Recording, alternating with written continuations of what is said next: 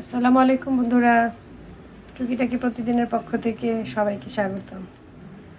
আজকে আপনাদের মাঝে নিয়ে এলাম একটি সহজ পদ্ধতির করলা ভাজি। এই করলা ভাজিটা আমি আমার আম্মার কাছ থেকে শিখেছি।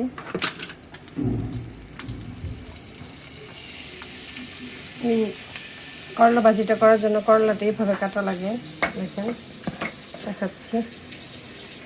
করলাটা চার খণ্ড করে তারপরে এভাবে ফালি ফালি করা লাগে, আর আলুগুলো 4 খণ্ড করে এভাবে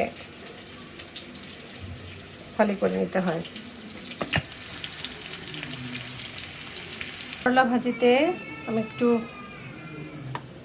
আদা রসুন দেই, অল্প একটু আদা, অল্প একটু রসুন, অল্প বেশি না,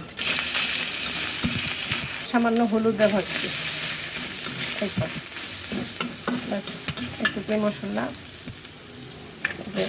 দিয়ে দিলাম, সব নাড়াচাড়া দিই।